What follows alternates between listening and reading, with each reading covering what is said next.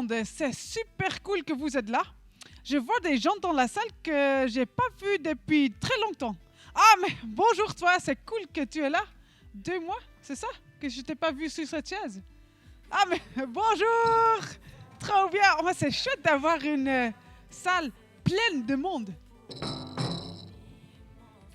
Sam, t'es en train de faire quoi? J'essaie d'ascendre. De ascendre. Ouais, c'est le culte de l'ascension, donc j'essaie d'ascendre, monter quoi. C'est pas Jésus qui a ascendu? Ouais, mais si c'est Jésus qui est ascendu, nous on fait quoi ici? Il me semble qu'on est appelé à être témoin ici. Témoin? Mais Oui. quand, où, comment? Alors, si tu restes là ou si tu attends, on a les galets avec nous qui vont nous dire tout ça. Les galets? Oui. C'est qui? Alors, on va vous montrer.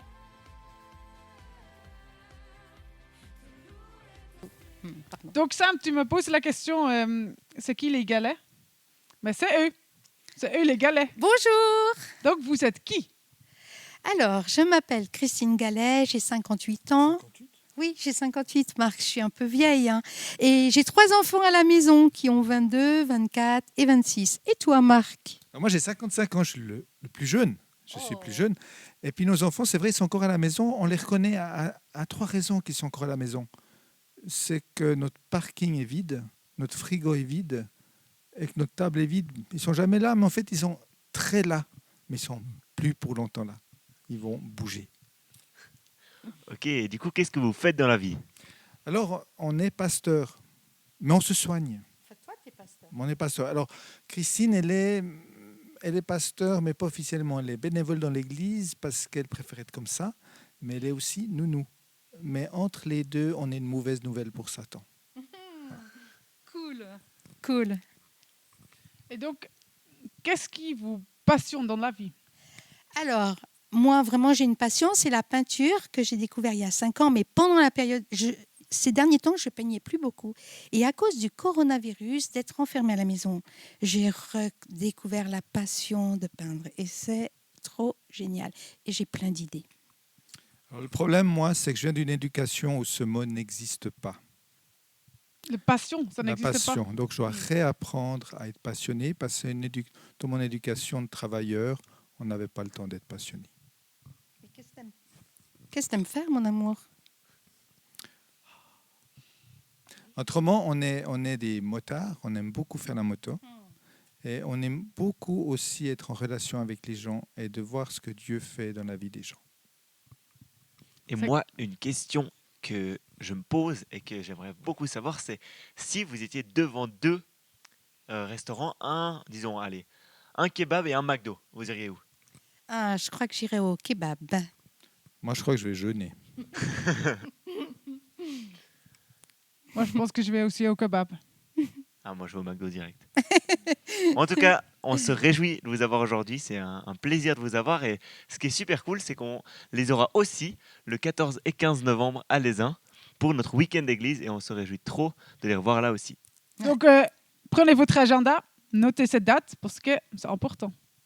On se réjouit de vous voir.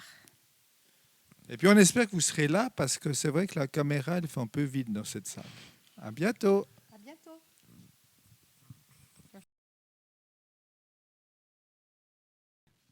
Merci Seigneur que tu es là avec nous. Merci parce que tu nous connais, tu nous vois dans nos maisons. Alors, je prie qu'au travers ce temps ensemble virtuel, on peut vraiment se sentir unis et qu'on peut te rencontrer. Seigneur, je prie que tu nous parles et que on comprend un peu mieux le message de l'ascension. Merci pour tout ce que tu as fait. Seigneur, je t'invite et je te remercie pour tout ce que tu vas faire. Amen. Et du coup, pour commencer, on vous lance une chant pour proclamer qui est Dieu. Merci à Elodie et Johan qui sont là dans leur maison et qui nous amènent dans un petit temps de louange.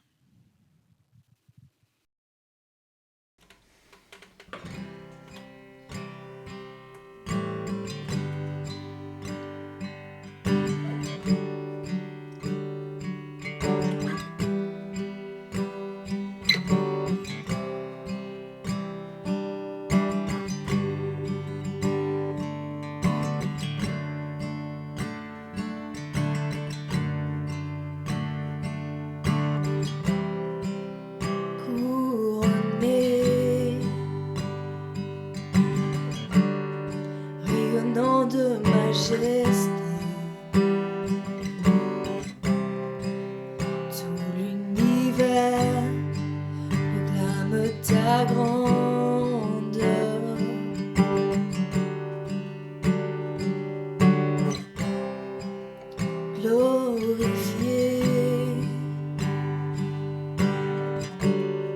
par les anges prosternés. Tu es assis à la droite du Père. Jésus, ton merveilleux nom, qui est semblable à toi, ô Dieu. Jésus, ton précieux nom, digne d'hommage.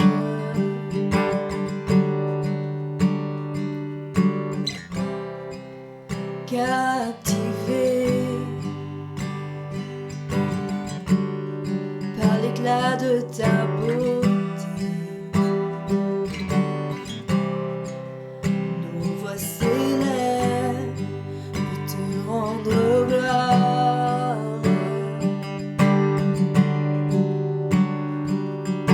Jésus, ton merveilleux nom, qui est semblable à toi, ô Dieu. Jésus, ton précieux nom, digne d'hommage. Encore une fois, Jésus.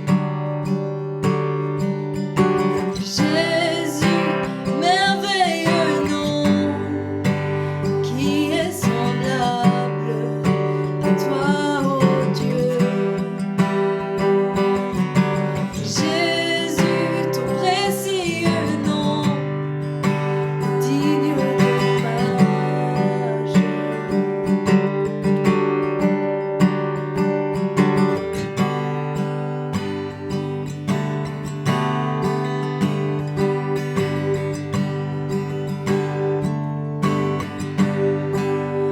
Consolateur, divin rocher, libérateur, prince de la paix, Dieu créateur, fils bien-aimé, serviteur, Seigneur couronné, commencement, ultime fin, soleil levant, étoile du matin, Dieu tout-puissant, Dieu trois fois saint, sauveur vivant, maître souverain.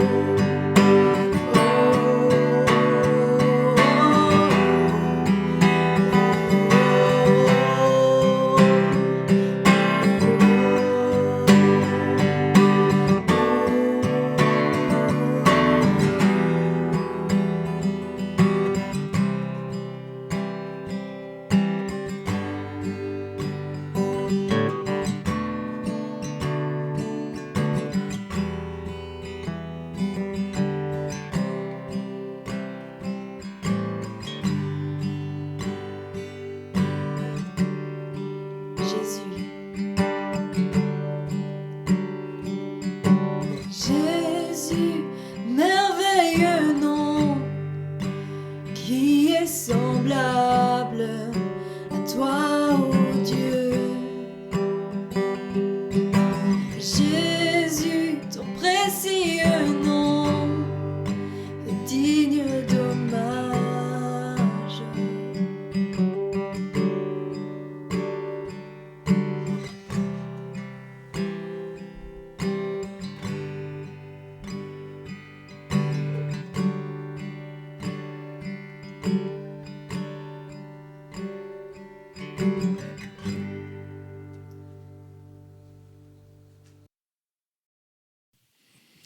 Alors bonjour Église des Chalons, je ne m'attendais pas à vous voir simplement dans une petite caméra. Vous nous verrez très bien, heureusement. Nous, on ne vous voit pas, mais on vous connaît, en tout cas les jeunes qui nous ont invités pour ce culte de l'Ascension. Bonjour les jeunes du camp de ski, j'espère que vous êtes déjà levés pour suivre cet enregistrement. Nous avons à cœur de vous parler de l'Ascension. Et il y a une chose qui est intéressante dans le message de Acte 1 sur l'Ascension, c'est que c'est les dernières paroles que Jésus nous a dit. Et Dieu, en Jésus-Christ, a des choses à dire dans ta vie ce matin. Alors, prends ta Bible, prends ton café, prends des notes, réveille-toi car Dieu a quelque chose à te dire aujourd'hui, ce matin, en lien avec ces dernières paroles qu'il a échangées avec ses disciples, avec ses amis, avant de monter au ciel.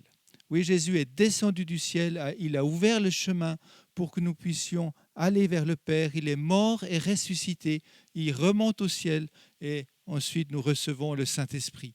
Alors avant de monter au ciel, il a donné quelques paroles et souvent les dernières paroles de quelqu'un que quelqu'un exprime avant son départ sont des paroles très importantes. Alors on va prendre dans Acte 1, c'est juste après les évangiles, et dans le premier chapitre de Acte 1, on va lire une portion de tout l'échange que Jésus a eu avec ses disciples. Et j'aimerais lire au verset 6. Acte 1, verset 6. Ce n'est pas une Bible, c'est un iPad, mais je lis dans la Bible. Ne vous inquiétez pas si je n'ai pas une Bible papier. Et je lis au verset 6. Alors que les apôtres étaient réunis, les disciples, les amis de Jésus, ils lui demandèrent, « Seigneur, est-ce à ce moment-là que tu rétablis le royaume d'Israël ?» Il leur répondit, « Ce n'est pas à vous de connaître les temps ou les moments que le Père a fixés de sa propre autorité. Mais vous recevrez une puissance lorsque le Saint-Esprit viendra sur vous, et vous serez mes témoins à Jérusalem, dans toute la Judée, dans la Samarie et jusqu'aux extrémités de la terre. » Ce n'est pas à vous de connaître les temps et les moments. Et c'est vrai que dans ce que nous vivons actuellement de complètement fou, avec cette pandémie, avec cette crise financière, avec ce qui s'est arrêté dans le monde, on parle tout de suite, voilà, c'est la fin du monde qui s'approche. Et on s'excite, et on se trouble, et on regarde sur Internet plein de choses, plein d'interprétations, plein de bazar. Et en fait, là, dans ce texte, Jésus, il a dit quoi ? Il a dit que ce n'est pas votre problème. Et en fait, on est en tant que chrétien dans une tension. On est dans une tension parce qu'on est appelé, quand tout va bien, à être prêt au retour de Jésus, et aussi quand tout va mal. Mais pas attendre que tout va mal pour y penser. On est appelé à être apocalyptique tout le temps. Dans ma courte vie, on a eu des moments apocalyptiques. Je me rappelle mes parents parler de la guerre des 6 jours avec Israël et le monde arabe, la crise de pétrole en 74. Je me rappelle du nuage de Tchernobyl là, qui nous a atteints. Et chaque fois, on dit « oui, il y a la fin du monde ».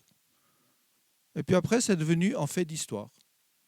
Eh bien, le corona sera dans les livres d'histoire de mes petits-enfants.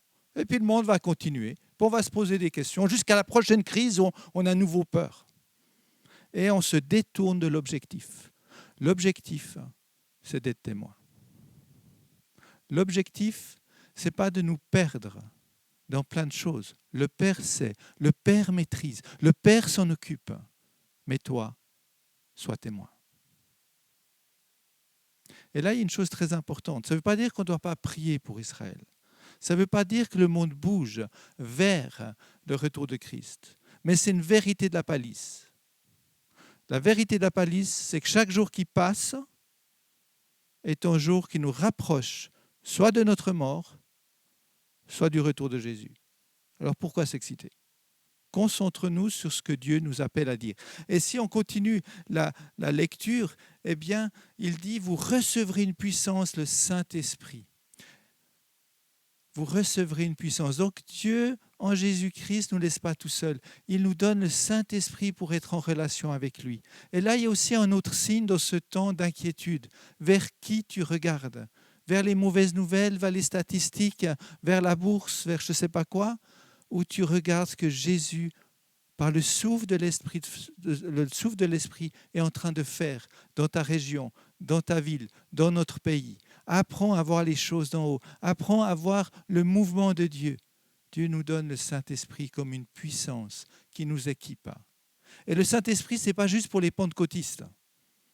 Moi, je suis devenu pentecôtiste, pas parce que ça fait plus d'émotions et de gli-gli, mais face à la misère du monde que je rencontre en tant que pasteur semaine après semaine, moi, je veux que ce que je lis dans les évangiles, que ce que je lis dans les actes des apôtres puisse se réaliser parmi les vies souffrantes, en désespérance, en questionnement, que je rencontre semaine après semaine.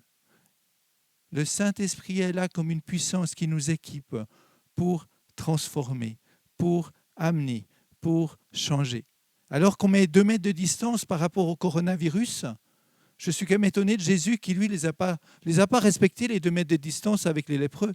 Il a touché les lépreux et ce n'est pas lui qui avait la lèpre, c'est le lépreux qui était guéri. Pour montrer que la puissance du Saint-Esprit change les valeurs des choses, change l'apocalyptique vie qu'on a l'impression de vivre. Le Père sait, le Père maîtrise, le Père t'équipe du Saint-Esprit pour être témoin.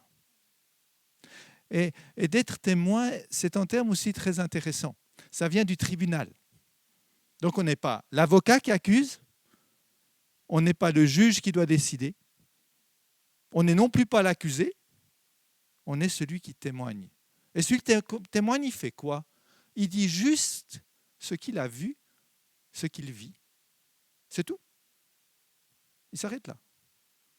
Et quand Jésus nous dit « Soyez mes témoins », il te demande simplement de raconter ce que Jésus a changé dans ta vie. Tu n'as pas besoin de convaincre, tu n'as pas besoin de prouver, tu n'as pas besoin d'amplifier l'histoire. Tu dis juste, voilà ce que j'ai vécu avec Jésus. J'étais aveugle et maintenant je vois. J'étais désespéré et maintenant j'ai une espérance. D'être témoin. De raconter ce que Jésus a changé dans ta vie. Ça paraît simple. Maintenant, où être témoin? Alors là, il donne des indications. Il parle de Jérusalem, il parle de la Judée, il parle de la Samarie, et il parle des extrémités de la terre. Alors, on peut imaginer. Mais ça veut dire d'abord que tu dois sortir. Sortir de ton petit confort, sortir de ton petit chez-toi. Et souvent dans le milieu évangélique, on a peur de la société. La société est dangereuse, la société est obscure, la société, elle est noire, elle est dans les ténèbres. Et c'est vrai, parce qu'il n'y a pas de lumière. Mais c'est qui porte la lumière? C'est nous qui sommes appelés à amener la lumière dans les ténèbres. Et en fait, moi, j'aimerais vous témoigner d'une petite expérience que je vis dans notre PPE, dans notre quartier. On est une 50aine de propriétaires. C'est un quartier un petit peu comme vivent Steve et Emmett à Échalon. C'est ces quartiers de maisons contiguës qui a poussé d'un coup. Et puis là, je suis le président de la commission technique. Donc, je gère tous les problèmes. Et je peux dire une bonne et une mauvaise nouvelle. La bonne nouvelle, c'est que les gens de mon quartier sont tout aussi gentils que les gens dans l'église.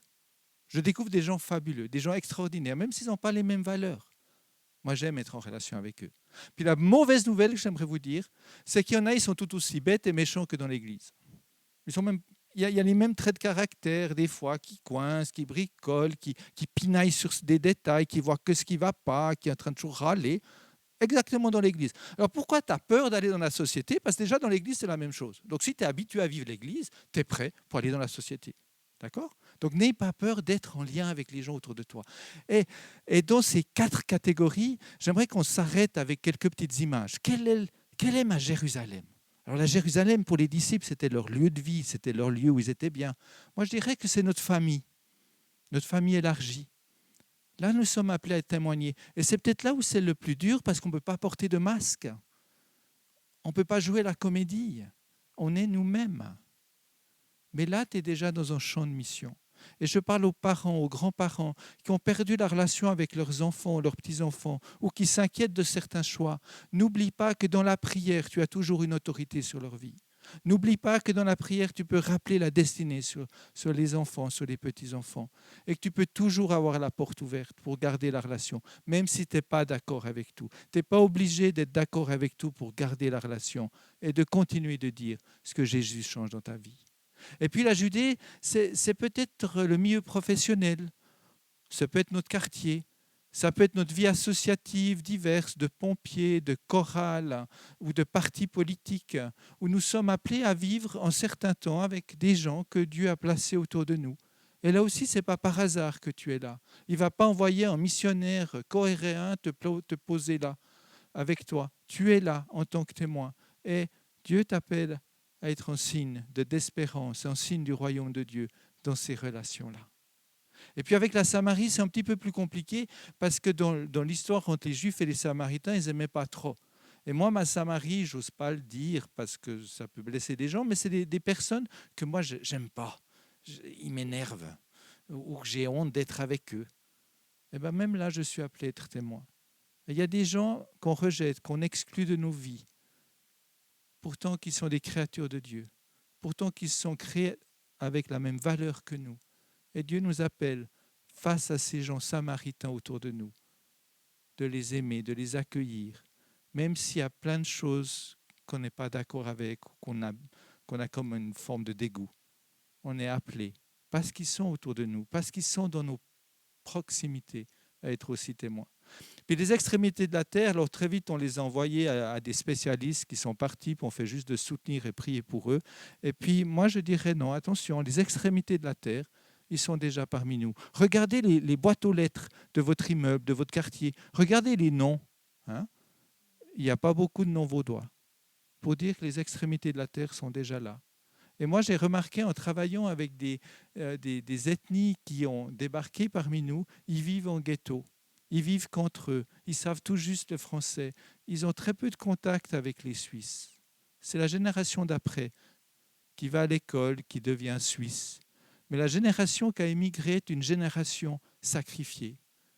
Et là, on est aussi appelé à être témoins parce qu'ils sont à côté de nous. Ils ne sont pas loin de nous. Ils vont dans la même Migros, la même Coop que nous. Donc moi, je vous invite aussi à vous poser des questions par rapport à l'émigrant qui est parmi nous. Alors pour terminer ce message sur l'ascension, sur ce message de dire mais soyez mes témoins, moi je vous invite à réfléchir dans cette période, certes défiante, certes avec beaucoup d'incertitudes, mais de quoi tu te nourris? Nourris-toi de l'Esprit de Dieu, nourris-toi de ce que Dieu est en train de faire. Nourris-toi de la parole de Dieu qui t'élève et qui élève ta réflexion. Et puis, dis au Saint-Esprit, bienvenue dans ma vie. Et prépare-toi à vivre la fête de Pentecôte dimanche prochain en disant, bienvenue Saint-Esprit dans ma vie. Et réfléchis aussi à ces 4 cercles autour de toi dans lesquels Dieu t'a placé. Le cercle de la famille, le cercle des activités professionnelles et autres.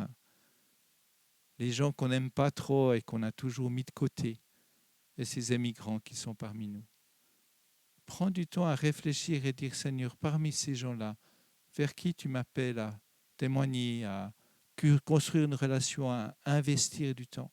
Il n'y a pas que dans l'Église et parmi les chrétiens que nous sommes appelés à investir du temps, mais relationnellement, avec tous ces gens avec qui on est en lien. Et si tu les trouves obscurs, n'oublie pas, ils sont obscurs parce que toi, tu n'éclaires pas. Alors allume la lumière, prie, lève-toi. Je vais prier. Eh bien Seigneur, dans nos vies, tu vois nos questions. On n'est pas très sûr, mais merci parce que tu nous équipes du Saint-Esprit. Et je te prie maintenant pour les personnes qui sont là à écouter cette interpellation, que tu puisses mettre des mots et des noms précis dans leur cœur, de gens qui sont dans leur entourage, pour qui tu aimerais qu'ils investissent du temps. Je te prie aussi pour ceux et celles qui ont des fonctions de responsables, d'entrepreneurs, des fonctions politiques, des fonctions sociales, des fonctions dans le monde médical. Je te demande, Seigneur, aussi de les oindre du Saint-Esprit pour qu'ils soient en témoignage dans leur réalité défiante d'aujourd'hui. Et nous voulons élever ton nom dans cette période et dire, viens Saint-Esprit, viens nous éclairer et qu'on soit un signe pour ce temps. Amen.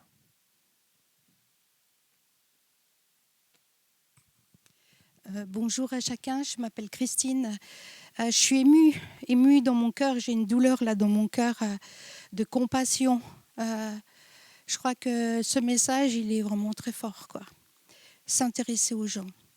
Et des fois, ce que j'ai réalisé, c'est que des fois, on est tellement pris entre chrétiens qu'on n'a plus le temps pour ceux qui ne sont pas. Et je crois que notre compassion et notre cœur, il doit être bouleversé un peu. Et puis peut-être faire des priorités, être intentionnel. Je pense que c'est important d'être intentionnel. Et j'aimerais vous encourager à être intentionnel, à mettre du temps dans votre agenda, à prier. Mon fils Florias, il me dit beaucoup ces temps, maman, je prie je demande à Dieu qu'il m'envoie les gens vers moi.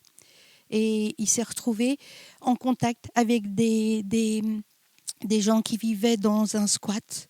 Et puis mercredi passé, on a pu aller. Alors pour moi, c'est plus facile d'aller dans un squat que vers des hommes d'affaires.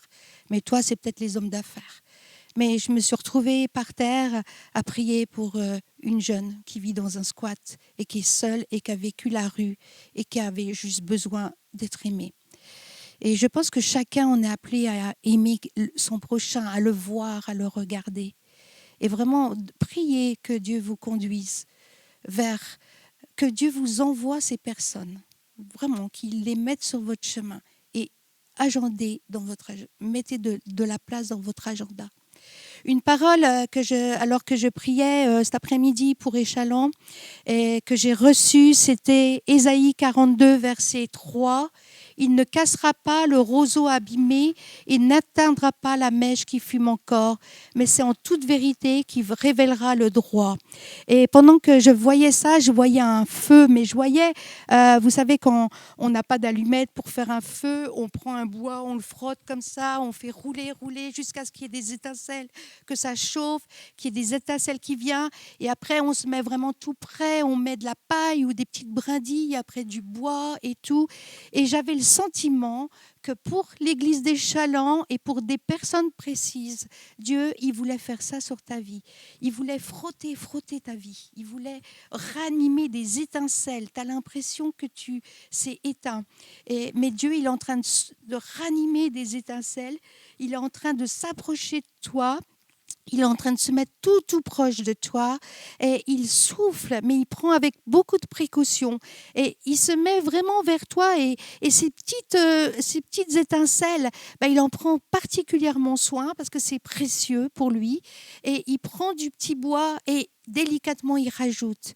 Et au moment où le feu a pris, il peut rajouter du bois plus épais et faire un brasier. Et j'avais le sentiment aussi que peut-être il y a des personnes dans l'Église qui ont vécu le feu de Dieu, mais qui ont perdu à cause des circonstances, des situations et tout. Et Dieu, vraiment, il désire, il ne brise pas le roseau déjà blessé, il prend tellement de soin. Incroyable, c'est un Dieu juste incroyable. Et il prend du soin pour ranimer tes braises, pour remettre des étincelles. Donc, attends-toi à Dieu ces temps. Cherche ces petites étincelles. Approche-toi de Dieu et c'est lui qui s'occupe de toi. Mais ce feu que tu as vécu avant, il peut te le faire revivre. Mais ça commence par des petites choses qui raniment en toi. Donc, je vais prier, je crois, pour toi. Seigneur, je te prie pour les personnes qui sont concernées. J'aimerais souffler sur eux ces petites étincelles alors qu'il y a des choses qui ont été éteintes à cause du vécu. Et puis toi, tu veux venir t'approcher et tu veux ranimer. Tu veux prendre soin particulièrement de ces personnes. Parce que tu sais que tu ne peux pas mettre du gros bois, mais tu vas mettre juste les petites brindilles, juste celles qui n'étouffent pas le feu. Alors je te prie, Père Jésus, d'alimenter ce feu, de le faire réchauffer, de ranimer ses braises. Je prie que le souffle du Saint-Esprit vienne ranimer tes braises, vienne étinceler ta vie. Dans le nom de Jésus, Amen.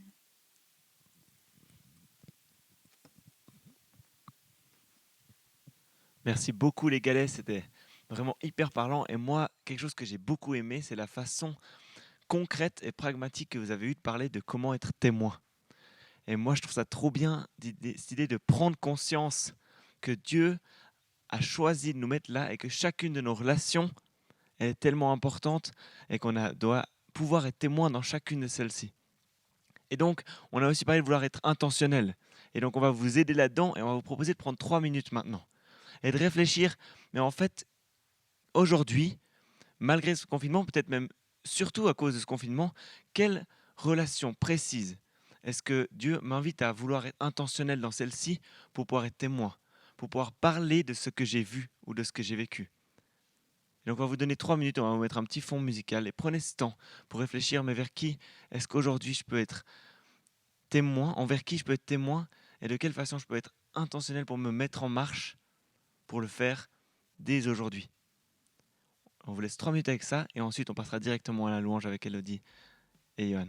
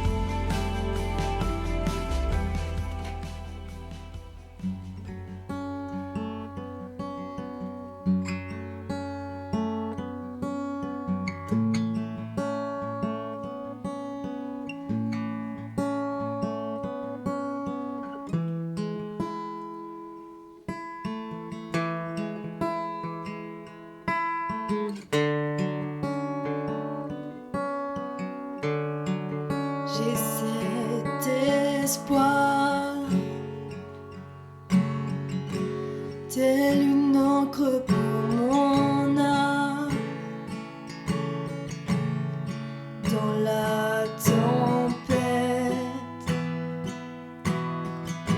je m'appuie sur toi, dans ton amour. Toutes mes craintes disparaissent. En toutes choses, j'ai confiance en toi. Mon espoir est assuré à la croix. Tu as tout donné, tu nous as rachetés.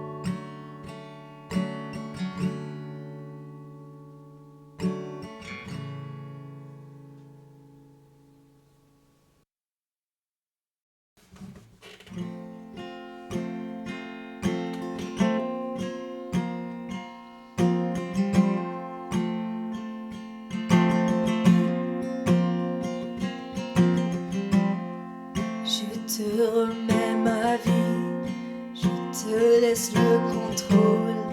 Je t'abandonne tout, sans regard en arrière. Je vis pour que ta gloire vienne sur la terre.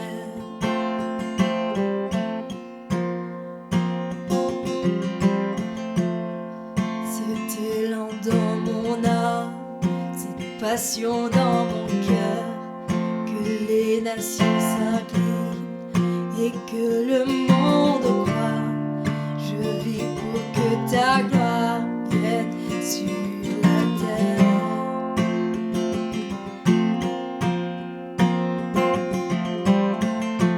Pour la cause de ce monde, brûle comme un feu en moi. Viens embraser mon âme, que tous les hommes le voient. Pour la cause de ce monde, brûle comme un feu en moi.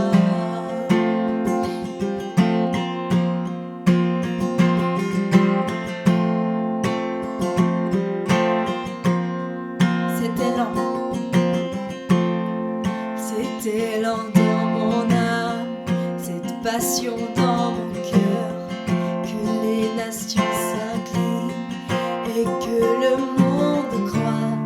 Je vis pour que ta gloire vienne sur la terre.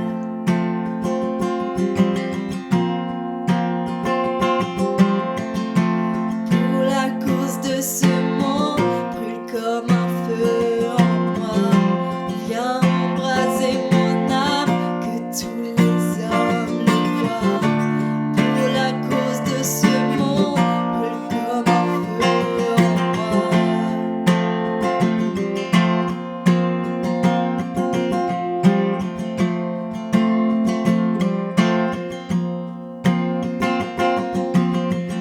Pour que tout genou fléchisse, pour que les cœurs crient à toi.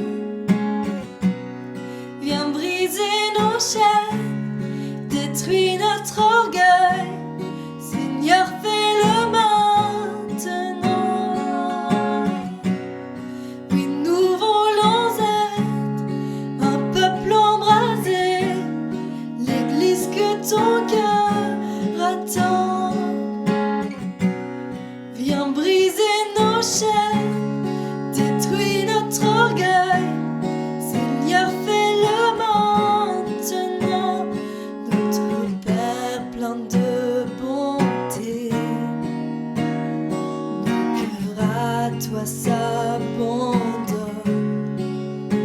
pour ce monde que tu as tant aimé.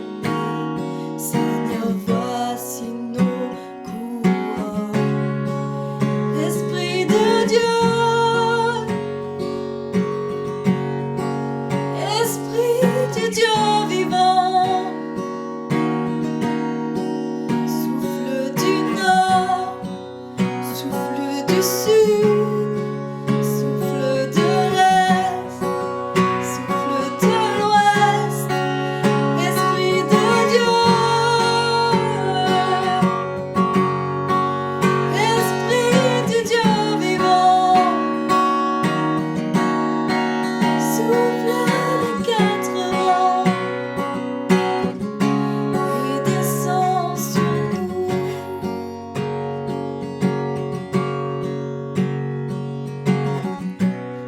Envoie ta puissance, rends-nous les témoins d'un royaume qui se répand.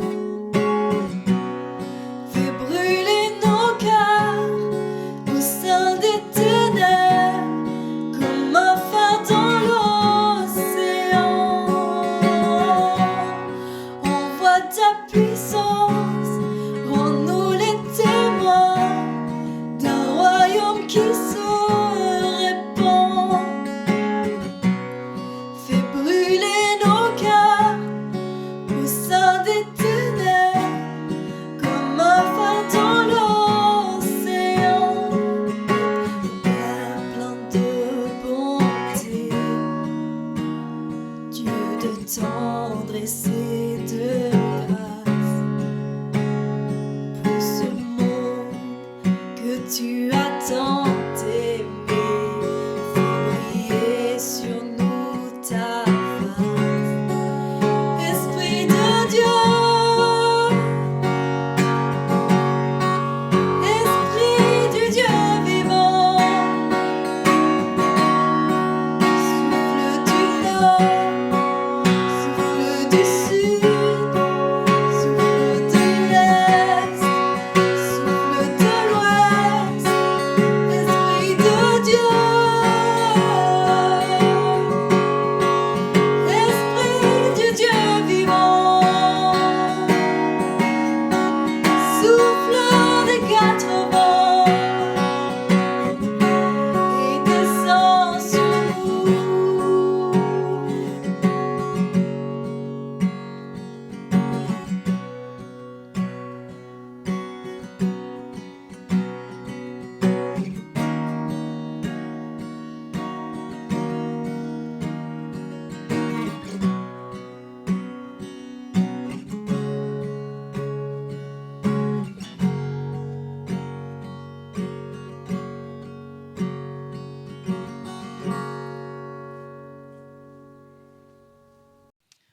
Merci Johan et Elodie.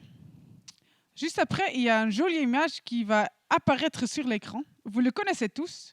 Utilisez-le parce qu'on en a besoin.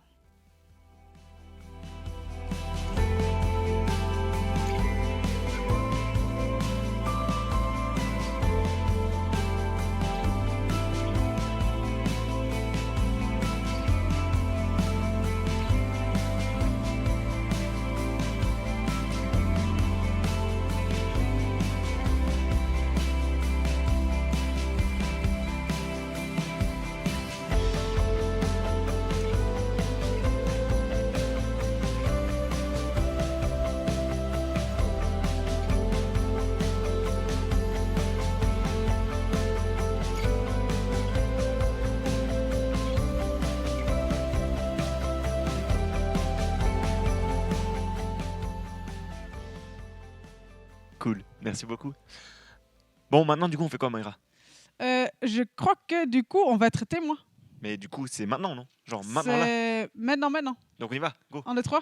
1, 2, 3, go.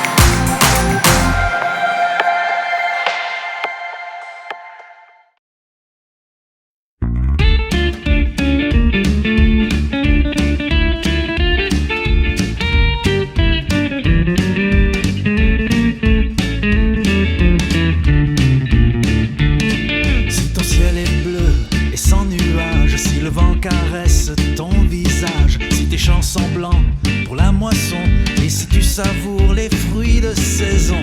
N'oublie jamais, oh n'oublie pas. Tout cela te vient à qui tu le dois. Remercie-le à pleine voix pour la grâce qu'il déverse sur toi.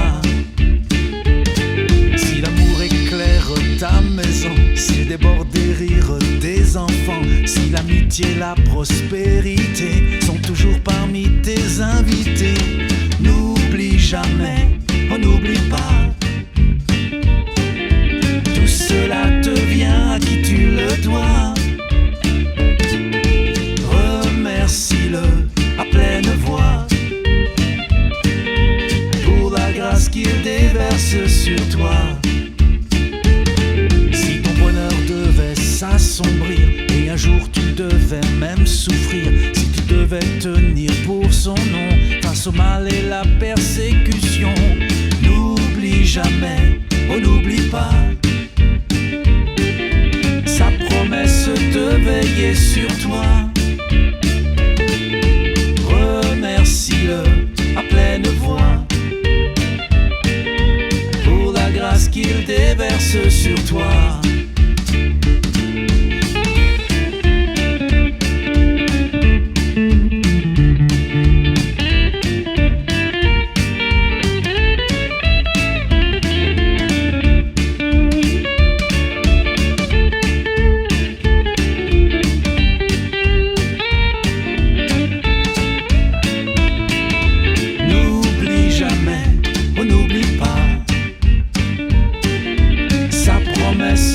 Veiller sur toi. Remercie-le à pleine voix pour la grâce qu'il déverse sur toi. N'oublie jamais, oh n'oublie pas. Tout cela te vient à qui tu le dois. Remercie-le à pleine voix pour la grâce qu'il déverse sur toi.